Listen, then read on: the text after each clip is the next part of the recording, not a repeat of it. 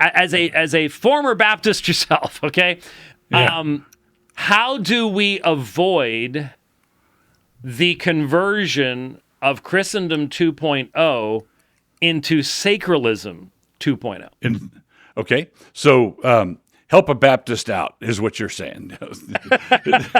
So You just had to go there, didn't you? yeah. I hope my son is gay. And I hope that Jesus forgives him just like he does the rest of us. Doug Wilson, Moscow minister and columnist with the Idahonian Daily News. The question that confronts us is, what does it mean in a disobedient culture to be prophetic? There be a place for same-sex couples, No marriage. even though it's the law of the land in the United States? Just like Roe used to be. We want to turn the world upside down, and you don't turn the world upside down by being nice. I believe that we are in this polytheistic, pluralistic moment, and the desperate need of the hour is for our Christian leadership to say, Jesus is Lord, and there is no other. Fear no man.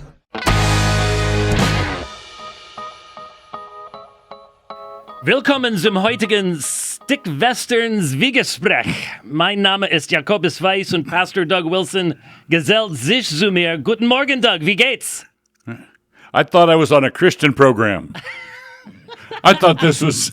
You just made my point for me. That was exactly one of the points I was going to go for. Actually, what I was going to say was Jake forgot to give you the note that we were going to be doing this in German, right? Partly because as soon as we're done here, I'm actually teaching church history for the brethren in Frankfurt. You know Tobias Riemenschneider and Peter Schilt there. So I'll be doing that. But actually, there was a reason why I started off that way. First of all, talking about this subject in German doesn't help folks relax and set aside their prejudices. I mean, it's not like the Germans have never shown some level of interest in world domination in the past. But the first most important point is for most evangelicals, a discussion of mere Christendom pretty much sounds like we're speaking in a foreign language. Unfamiliar terms, unfamiliar concepts, and hence there's an immediate, I'm just going to put this aside. I'm not even going to play with this. I'm not even going to think about this. And as I listened to your book last weekend, and is it available already right now, or is it coming out soon, or what? It's coming out soon. Okay, coming out soon.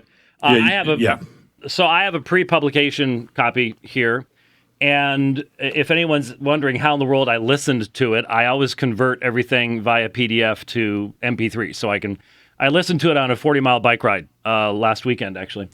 And as I listened to the book, first of all, I recognized, if you want to comment on this, I recognized a number of the blog and Mablog articles that I had listened to in years earlier that you put together to form the book. But at the same time, I just couldn't help but thinking how many of the concepts that you're attempting to communicate it's hard for someone, and you and I sort of have a similar background as far as when we were younger. So Right. you probably understand this. It sounds like you're speaking a foreign language to an evangelical Baptist, okay? Yes, It correct. really, really does. So let's start there. When you're talking about mere Christendom, without using German, Right. what exactly do you mean? So, first to comment on the foreign language thing. If this book had come out 20 years ago, we would have had the language barrier in an almost perfect state, like total gibberish. The people would not recognize what I was even trying to get at. The reason there's an opening, I think, now for an articulation of this is because we live in clown world. Everything has fallen apart over the last few years. So everybody's having to speak a foreign language all the time. And it's a foreign language that is apparently satanic or demonic. Everybody's lost their minds. And so I'm presenting a foreign, alien way of speaking, very different from what people of my generation grew up with in the 50s and 60s. Very, totally different. But I think that there may be a receptivity to it because people are now seeing that we're going to be speaking a foreign language one way or the other. Maybe we should be speaking the one that is friends with God, as opposed to the foreign language that is at war with God. Right. So what I mean by mere Christendom is I believe secularism is bankrupt. Secularism is a failed experiment. You cannot have a naked public square for long. If you remove all the vestiges of the former Christendom from the public square, you don't get a neutral public square. You get a room swept and garnished, ready for the seven demons worse than the one that was cast out to come flooding back in. And that's precisely the moment we're in. How is it that the public square is filling up with demonism and people don't have a First Amendment separation of church and state problem with that? They don't. If it's the Church of Satan, they don't have the same problems. And so I'm wanting to tell Christians, you are being played. A con is being run. And we are now at stage 2 of this strategy where it's a bait and switch sort of thing, where they're told, hey, let's just have a neutral public square. The government is officially agnostic. They just call balls and strikes. That's all they're going to do. And everybody gets to operate on the same level playing field. Well, we've seen what a farce that is. That's simply not true. And so consequently, I'm wanting to push back and say, well, let's go back to fundamental principles. Let's go back to the basic bottom line issue. And that is, as Dylan put it, you got to serve somebody. It may be the devil or it may be the Lord, but you've got to serve somebody. And we've tried to pretend for many years that we don't have to serve anybody, and it's simply not true.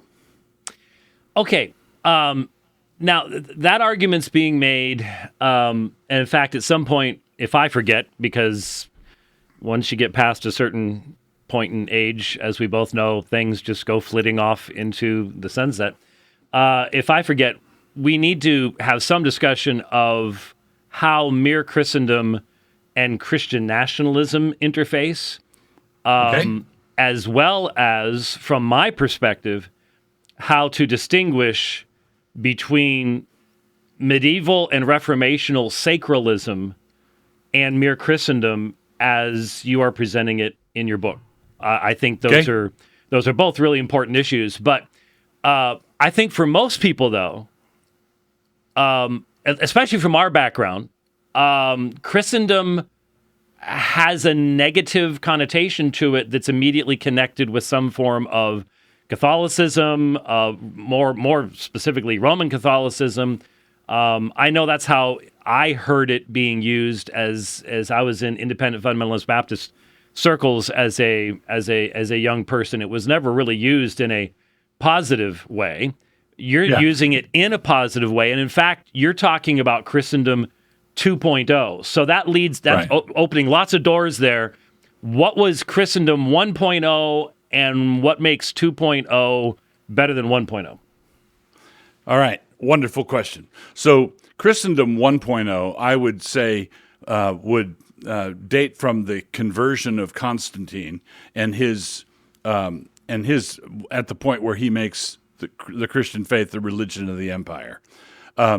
Down through the near the end of the 19th century, even the beginning of the 20th century, there was a Supreme Court decision in 1892, a wonderfully named court case called Holy Trinity versus the United States.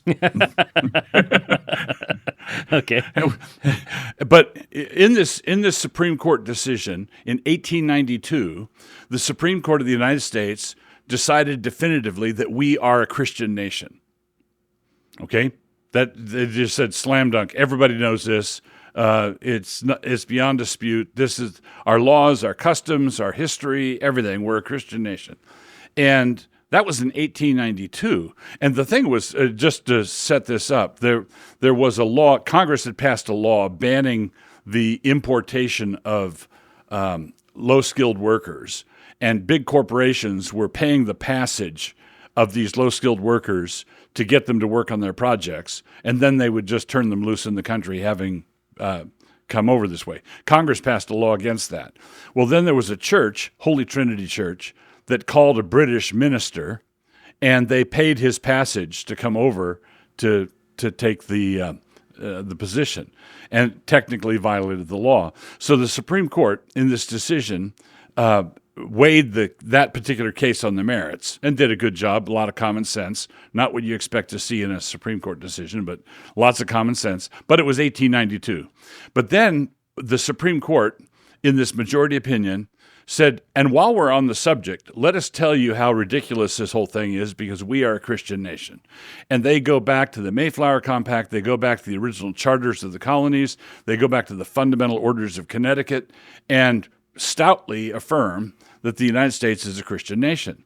Now, in 1893 or 1894, right after that, it wasn't the Handmaid's Tale. It wasn't a theo-fascist dictatorship in 1894, after they determined we were a Christian nation. So I would say down through the bulk of the 19th century, even though secularist currents were operating from the Enlightenment on, that's when I would say Christendom was a thing. And I think Christendom as a living reality was probably obliterated by the First World War. That a lot of people were disillusioned and so forth. So that's the first Christendom. And a lot of what you mentioned, the sacramentalism and the superstitions and problems with Roman Catholicism were all woven into the texture of this. But the Reformation happened while Christendom was still an ongoing thing, and the Reformers were many of them establishmentarians, where they believed in an established state church. The Puritans were the ones who wanted to purify the state church of all of its popish influences. So one of the things that is important for people to understand in talking to folks like me is, if you ask me where was my church before the Reformation, okay, where was my church before the Reformation? If I'm debating with a Roman Catholic, I would say, well, where was your face before you washed it? Okay, so Christendom 1.0 had a lot of problems in it. Okay, lots of problems. Let's just take a glaring, the worst one would be probably the Spanish Inquisition. That's a glaring problem in Christendom 1.0. But with all the problems, Christendom 1.0 was way better than what was going before, paganism 3.0. So it was not a bad thing that Constantine put a halt to all the public pagan sacrifices. That wasn't a bad thing. That was a good thing. It wasn't a bad thing that they stopped throwing Christians to the lions. That wasn't a bad thing. But there's a good, better, best issue here. There were a lot of mistakes that Christendom 1.0 made, and I would want Christendom 2.0 to acknowledge those mistakes and repent of the sins that were involved, and make adjustments and corrections so that Christendom 2.0 won't fall into the same abuses. Okay, so Christendom 2.0, if I'm reading the book correctly and understanding, listening to you for a number of years, there has to be some kind of objective definition so that you know what Christendom is. But one of the problems, obviously, with Christendom 1.0 is that you had a real wide variety of dogmas and beliefs that had to be confessed, or you could end up lighting up the night sky with your own fire type of a situation. Happened a lot. So you speak of the Apostles' Creed or something along those lines as a baseline of what would be required to define or to participate in, or what language would you use to make the differentiation between 1.0 and 2.0 at that point? Yeah. So one of the problems with 1.0 is that people would use, when they got a hold of the apparatus of the state, they would impose what we would call denominational distinctives. So in Europe, after the Reformation, you had Lutheran states, and you had Reformed states, and you had Roman Catholic states. So that it would be like Massachusetts being congregational and Virginia being Anglican, which, when the Constitution was adopted, 9 of the 13 colonies had an official relationship with some denomination or other. Now, I believe that and this is a place where we have to be precise, because I believe that there needs to be a separation of church and state, because the church and the state are separate institutions. They're separate governments. And I think that they need to be kept distinct and not blurred. In the Roman Catholic system, the church was over the state. In the Erastian systems, the state was over the church. In the Kuyperian system, which is what I'm advocating, you have distinct spheres of authority established directly by God that have to relate to each other in some way. They've got to be able to talk to each other, but one's not in charge of the other. The state's not in charge of word and sacrament, and the church is not in charge of declaring war. All right, they've got distinct responsibilities. So the main problem in Christendom 1.0 is that people saw political power as the way of imposing their distinctive doctrinal views down to the 10th decimal point, right? And instead of saying, as the American Westminster Confession of Faith says, adopted in 1789, is that the magistrate should make no distinction between churches of our common Lord. Okay, that's the way they approach it. They say that the state will stay out of denominational differences. Now, at some point, someone's going to say, so is Islam a denominational difference or a different religion? And that's why, and this shows you that the state cannot be religiously neutral, but they can be religiously neutral when it comes to Baptists and Presbyterians and Anglicans. They can stay out of that sort of thing. Or Mormons. That gets even a little bit more into that area. So, okay. By the way, church history professor over here just wants to point out that it was Theodosius about 60 years after Constantine that made it official that the Roman Empire was a Christian place. I've had to argue that before, so I don't want anyone writing in and saying, hey, you let Doug get away with that. Is that okay? No, just stop. People. Well, I come on this program in order to get away with things.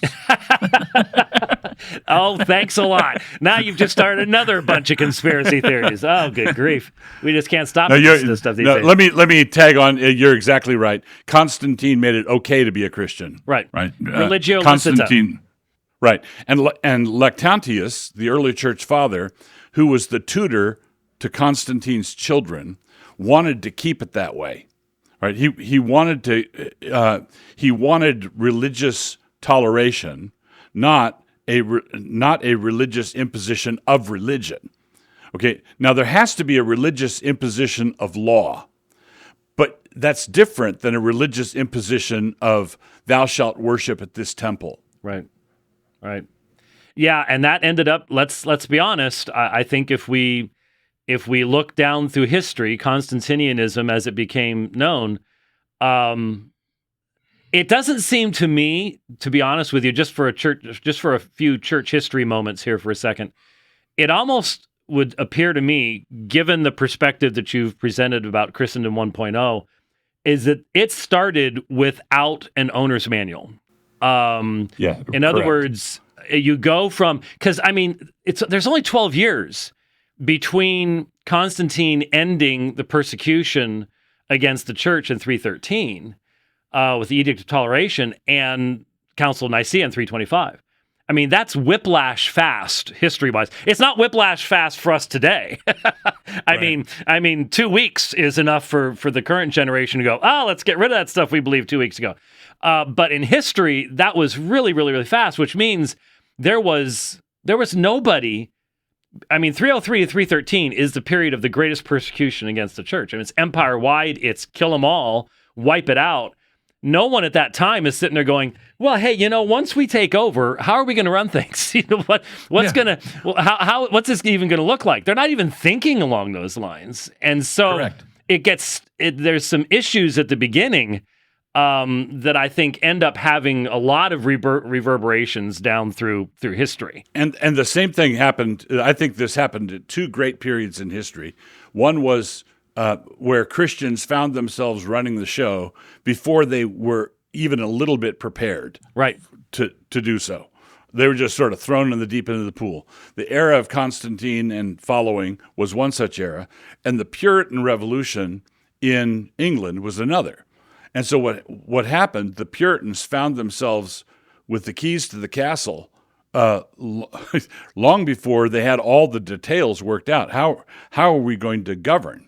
But even so, even though that we weren't ready for prime time, either time, we enjoy many great blessings today because of those revolutions, because of those great episodes, the conversion of the empire, and then the Puritan Revolution and the establishment of the magisterial Reformation as a model for our laws and customs and so on. The other thing I want to say is that if you take the worst excesses of Christendom 1.0, something like the Spanish Inquisition, which over the course of a few centuries executed a few thousand people, okay?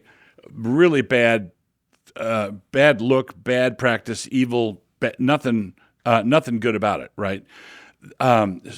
So you look at that and you say, okay, that death toll is Planned Parenthood on a slow afternoon. Okay, so what are we comparing it to? So when we say, are things progressing? Are we getting better or getting worse? I would submit that we are getting worse. It used to be in the antebellum South, you could buy and sell blacks. Okay, today you can buy and sell blacks provided you've chopped them up into pieces first, right? And Congress subsidizes the people who are doing that. And the person who revealed that they are doing that is the one currently, today, being prosecuted. Okay? And I believe in the judgment. The slave owners, the slave traders of Old Charleston will rise up and condemn us. Because not only do we do that, not only are we far worse than they are, but we do it with a sense of high virtue. We think that we're being constitutional, enlightened, and secular and progressive. Look, you're chopping up black babies and selling the pieces. Justify that. Right, exactly. Okay, there's so many questions and issues that need to be dealt with in so little time. But let me introduce a term that is not normally a part of this, but again, in 2017, I had just the awesome opportunity. About a month before the 500th anniversary of the beginning of the Reformation, to lead a tour in Germany, where we visited Eisleben and Frankfurt and Weimar and all these various places, and of course Wittenberg and everything else. In fact, I don't know if I've ever mentioned this to you. I had the opportunity of preaching in the Castle Church in Wittenberg from Luther's pulpit. And I only know of a few evangelicals that have been allowed to do that, so I decided I needed to actually preach a sermon, and during which I actually quoted Martin Luther. Now I had to, because if you've ever been there, Luther is buried directly underneath where that pulpit is. And in fact, we had a little bit of sound in the sound system when I first started preaching, and I said after I got done, I said that was Luther spinning in his grave because a Baptist was preaching from his pulpit. But I actually quoted Luther, and that made a lot of the people who were walking through the back of the church, visitors, tourists, stop and sit down and listen, because they were hearing English. Most of them understand English, but then someone trying to do German at the same time did attract people, and it's on YouTube. I'll send you the link if you'd ever be interested in seeing what it did, because it was a lifetime. That's a bucket list type thing. Anyways, we got the chance to go there, and one of the first night when we were in Berlin, I mentioned to my group, I said, now I realize that many of these men would not extend the right hand of fellowship to me. Many of the men we're going to be talking about would actually have had me kicked out of their towns, territories, or worse, possibly even tied to a rope and drowned in a river in Zurich, type of situation. Mm-hmm. And a lot of people were shocked. And in fact, the people who ran the tour sort of stopped me afterwards, and they said, we've had a lot of people do these tours, and big names in church history with big ministries. They said, no one has ever talked about that before. I'm like, if you don't talk about that, you're giving a caricature of the Reformation, not the reality of the Reformation. Correct. And so all through the trip, I was talking about sacralism. Now, I understand sacralism. I would define sacralism as the blurring or the getting rid of that recognition of the different spheres of sovereignty between the church and the state. Now, as you well know, when the church would turn a heretic over to the state, they would sort of like wash their hands, like, oh, that's all we're doing. We're not doing anything more. Though, kind of like Pilate. Yeah, exactly. But everybody knew what that was going to result in. So there was almost a tacit recognition, even upon the church's part at that time, that there needed to be that distinction, but it was gone. It was no longer there. And of course, that then led into the reality of the fact that Luther and Zwingli are still sacralists, and Calvin inherits that, though he begins to disassemble it, maybe not purposefully, in the Institutes. Mm-hmm. He's still a part of that at that very early point. When we talk about sacralism, I don't know if you've ever seen it, but I had the opportunity. We went to the Weimar Castle, where, of course, Junker Jorg and the translation of the New Testament into German and all the rest of that stuff. And it's an incredible place to visit. It was really wonderful. But while we were there, we visited the cell in which Fritz Erbe, an Anabaptist, was kept. And it's in one of the towers. I've got a 4-minute video, and I'll send you the link to that one too. We recorded a 4-minute video in this tiny little room. We can only get about a dozen people in there, and we're looking down through the hole. Could not have been any bigger than this. Just barely get a person through it. You would be tied up and dropped into this 40-foot hole. There are no windows. There are no doors down there. There's no light. You are completely alone in the middle of this tower. And Fritz Erbe was imprisoned there for 7 years. Now, at first, they would have Lutheran pastors come because he wouldn't have his children baptized. And because he read Luther's New Testament, which Luther translated less than 100 meters away. And so there he is, and you'd have Lutheran pastors sit at the hole up there where the food came down and so on and so forth, and preach to him about baptism. Not highly effective, but that's what they did. Right. He was down there for 7 years before he died. 7 years. There's no heat. There's no cooling. There's nothing. You're in blackness. I don't know how anyone. And I said at the time, how many of us would maintain our position on baptism for more than a week down there, let alone 7 years? Okay. Now, Luther knew he was there. Luther knew he was in a hole less than 100 meters from where he translated the New Testament. But Luther was so afraid of anarchy and so afraid of Christendom, that was the term they used, breaking down, that he supported the imprisonment of Fritz Erba. Now, this was a Lutheran state. And as I'm sure you know, maybe you were Southern Baptist, right, initially? Yeah. Uh-huh. Okay. And a lot of Baptists don't know much about their own Baptist martyrology. The martyrs that were killed, for example, in 1611, a Baptist was burned in London, which I've always really thought was funny in light of King James onlyism. But anyway, there were lots of Baptist martyrs in Reformed countries, in the Netherlands, for example. One famous story of a man who they put a tongue clip on his tongue so he could not witness as he was burned. And they pulled the tongue clip out of the ashes, and it's been passed down through families ever since then.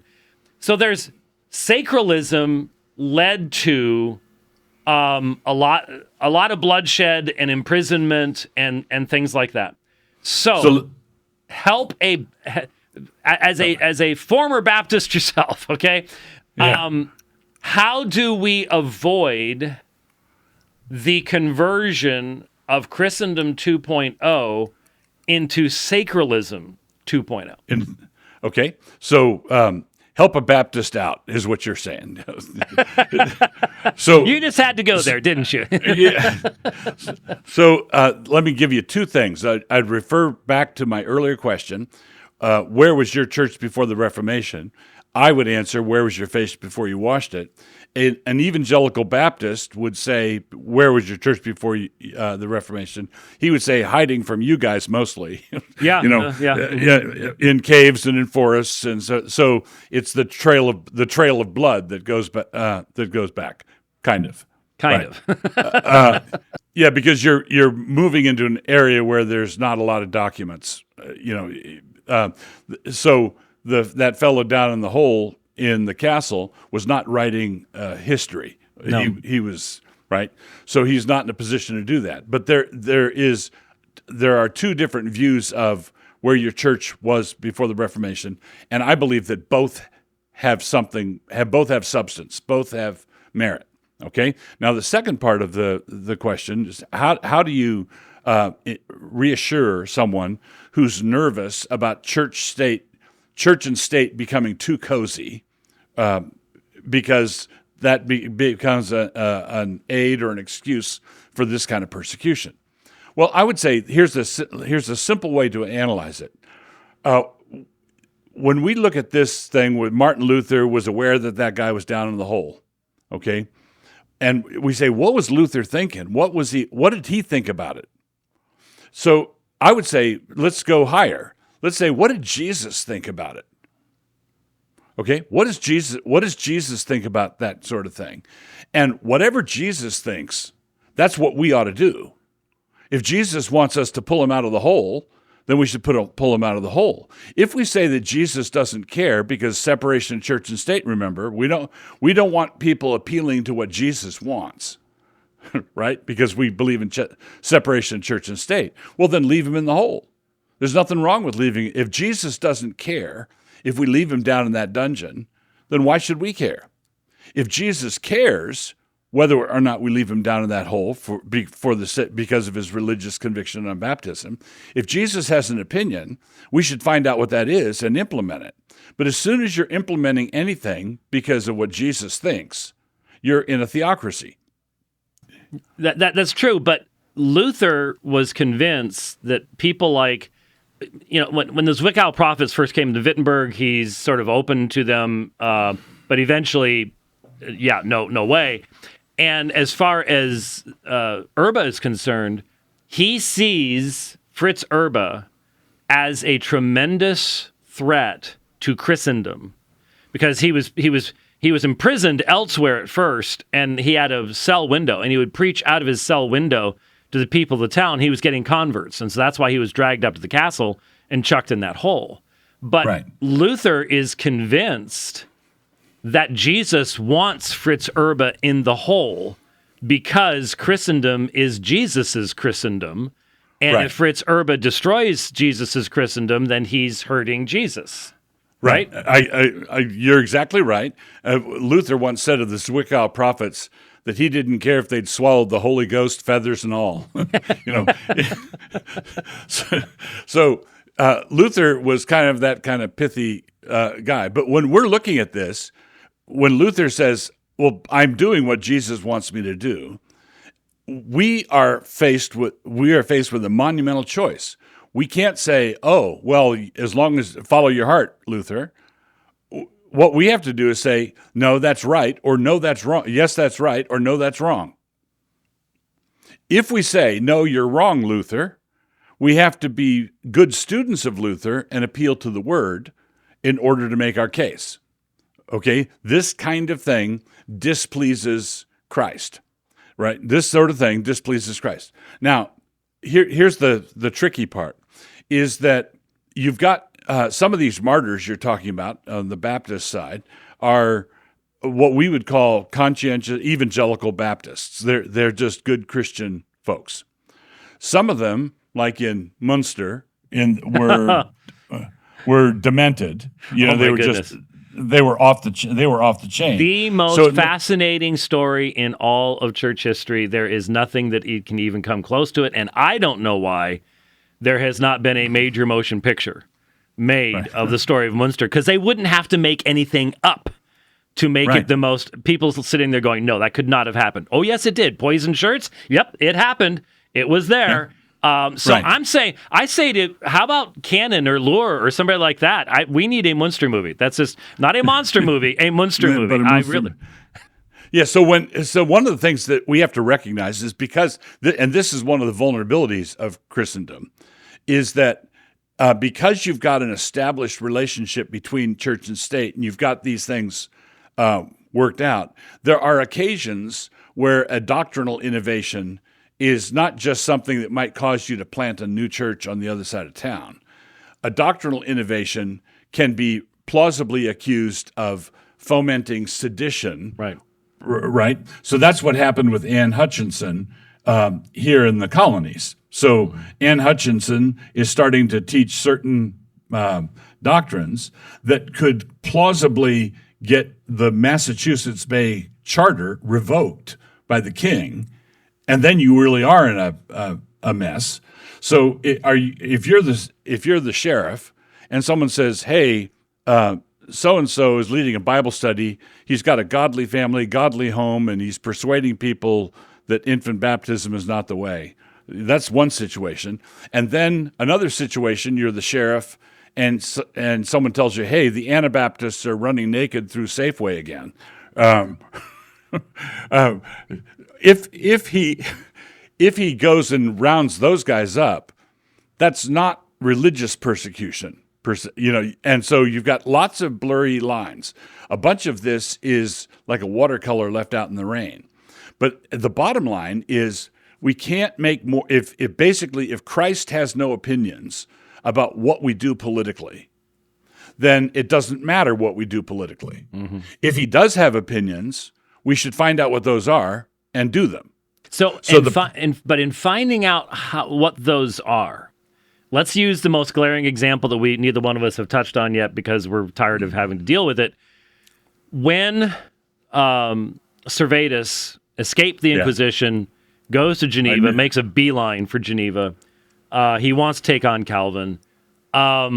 When the council determined that he had to be executed, they sent letters to the other Swiss cantons.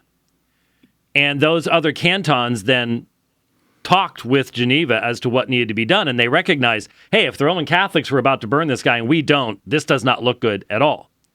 So the point is, here you had multiple ministers, multiple cities, where the word of God had been being preached with clarity and force for at least 20 years now, maybe someplace 15, but it's not like it's a brand new thing.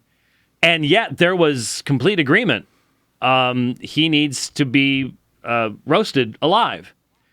And so you have those situations where we're not talking about ignorant people. We're not talking about people who don't have access to the Word of God. And yet they came to conclusions that we today would go, oh, bad move. And people look at us and go, yeah, well, you're trying to start the whole thing all over again, aren't you? Right. Except that, but here's the difference. It's sort of like what do you get when you cross a Unitarian with a Jehovah's Witness? Well, someone who knocks on your door for no particular reason. What do you? The problem that we have, and that ties in with this. Trust me. I'm looking forward to seeing how it does. I really am. We have people in Servetus's position now. But people now are being persecuted because of the arbitrary whims of a secular state. Okay, and it's just arbitrary, no particular reason. Now, when Servetus was executed, that was a brief ecumenical moment all over Europe. Catholics, Lutherans, Reformed, all cheered. Okay, finally, we dealt with this pest. And I believe that the devil knew what he was doing. This was a trap.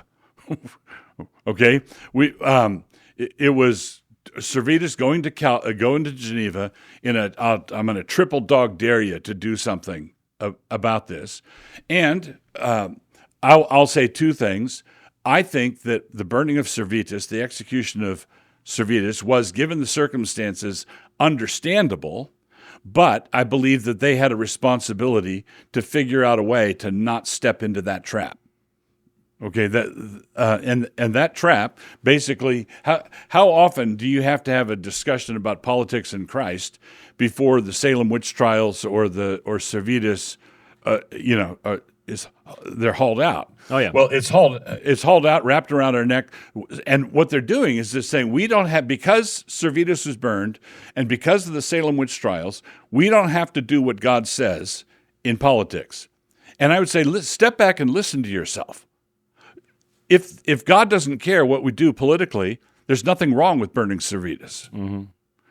If God doesn't care what we do politically, there's nothing wrong with burning witches or accused witches. There's nothing. If Christ doesn't care about due process, if he doesn't care about spectral evidence, if he doesn't care about blasphemy laws, if Christ has nothing to do with this, then the brakes are out and you're at the top of the grade. This is not going to end nicely. And so consequently, we have this peculiar blind spot where we tell, and this shows you the effectiveness of catechism, the Crusades and the Spanish Inquisition and the burning of Servetus and the Salem witch trials. Nobody ever brings up Stalin. Nobody ever brings up Mao. Nobody brings up Pol Pot. 100 million victims.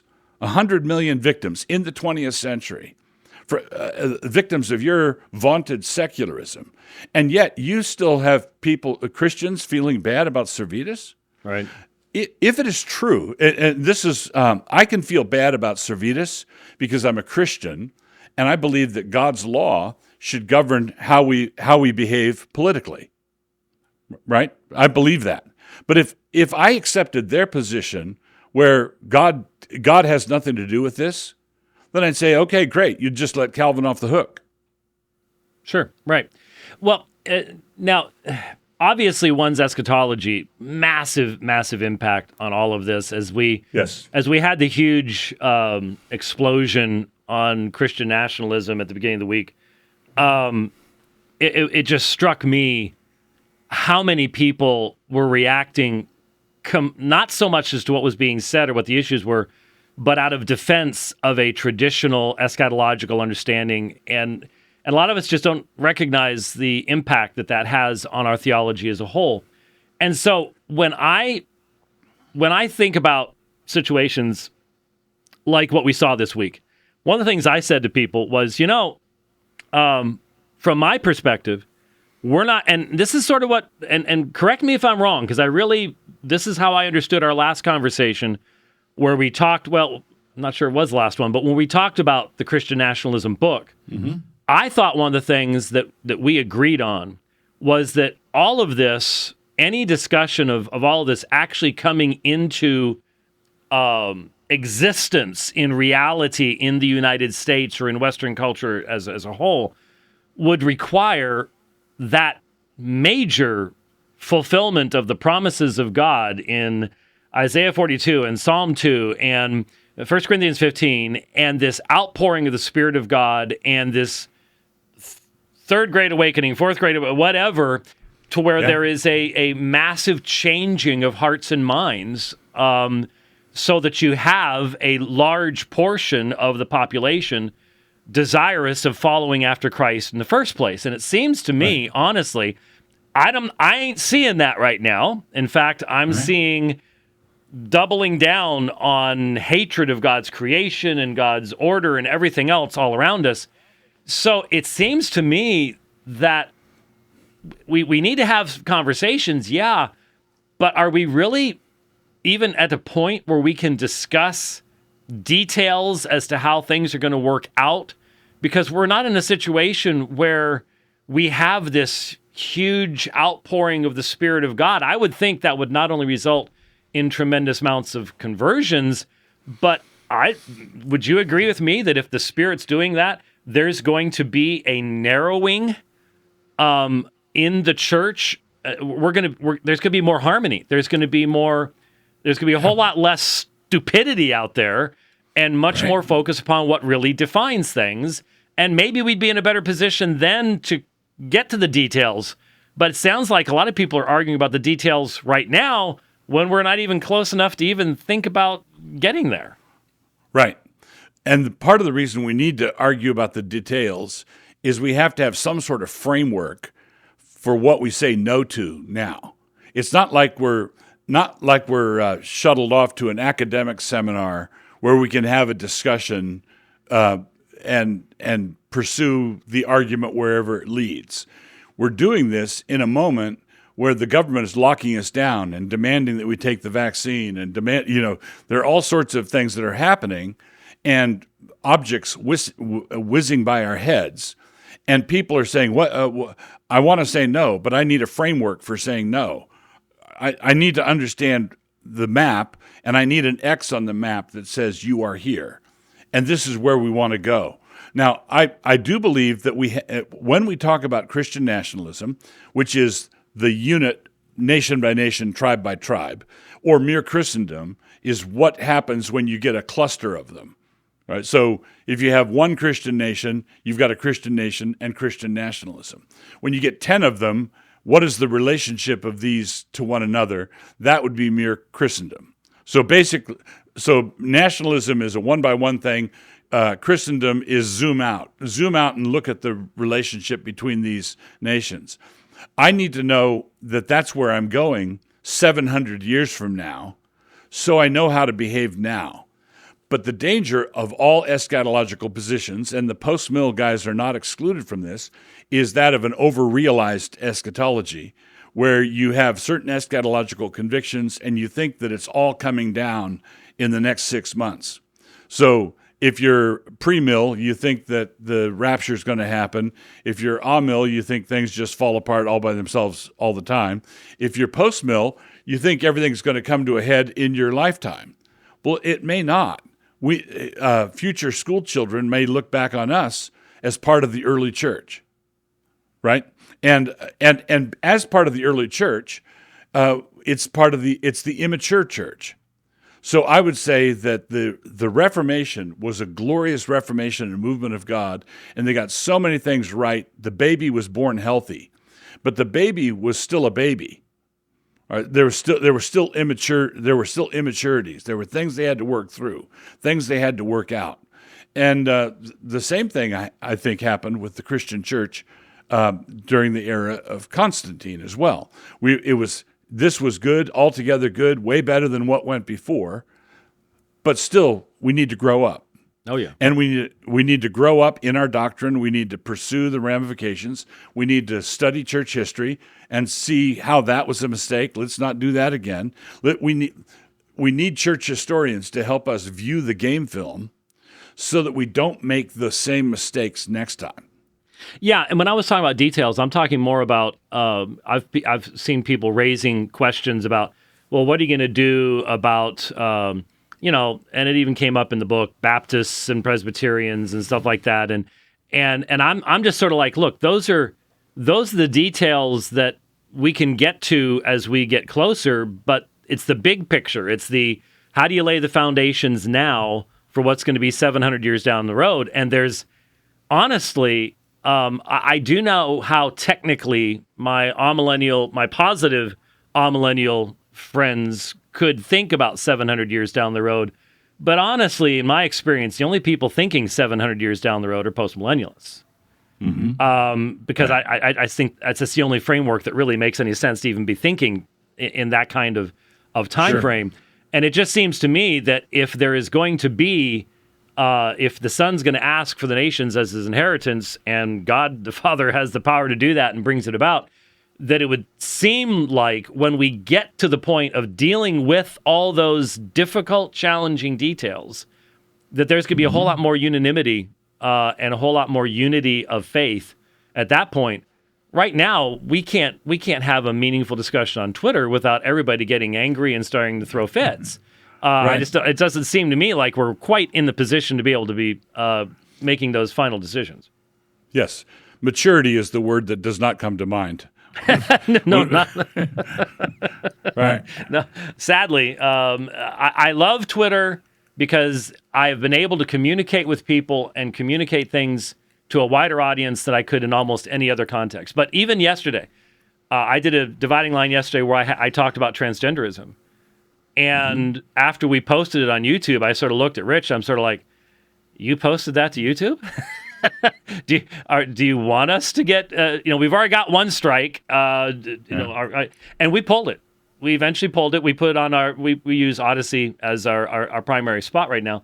But we pulled it because they are trying to silence us, and we all know they're trying to silence us. That's where we are right now. That's the situation we're facing. It's more important to be investing into our grandchildren, our great-grandchildren, and our great-great-grandchildren to keep going the right direction than it is to be answering a lot of the questions that are really just hidden objections, and we're not really in a position to be answering them right now anyways. Right. And the thing I want to keep coming back to and encouraging Christians to think through is neutrality is a myth. Neutrality is a lie. You can't have it.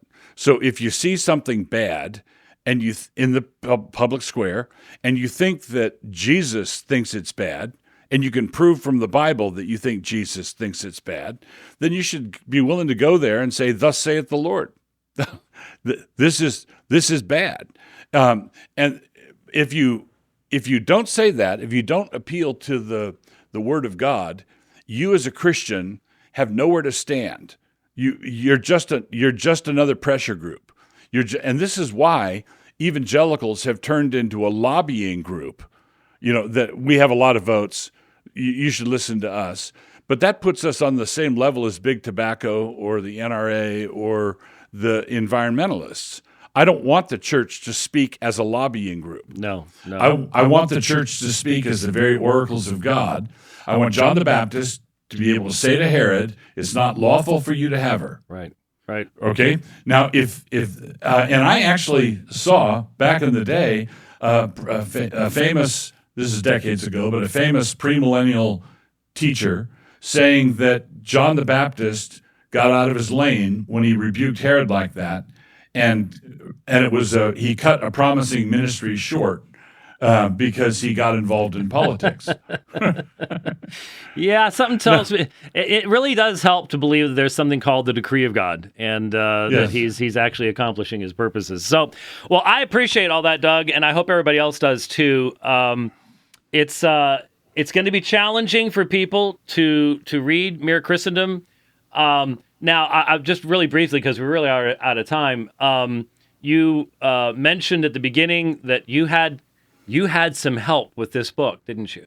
Yes, I had some help with this book. So over the years, I wrote lots of blog posts on Mere Christendom, and a theme started to take shape.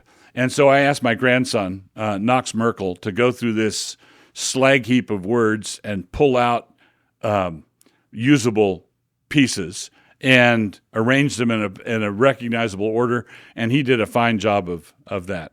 Well, I know my oldest grandchild is only 13, so we're not quite to that point yet. But I know that if any of my grandchildren were involved in helping me to get something published, I would want to very proudly make that known. So I wanted to give you that opportunity to do that. So it is wonderful to see that. I was out. I'll go ahead and I have an awesome picture of my two of my granddaughters. We were out at the Mormon Easter pageant, passing out tracts and witnessing to people.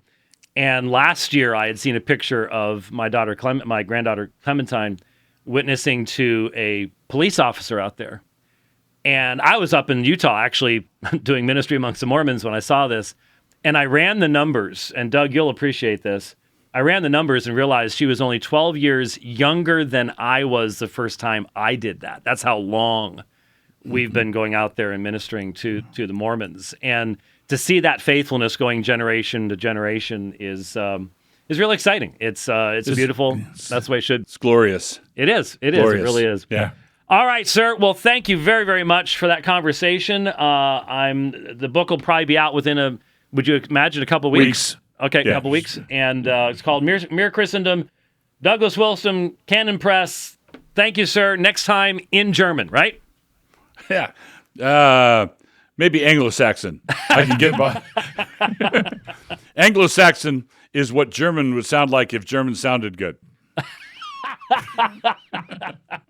Auf Wiedersehen.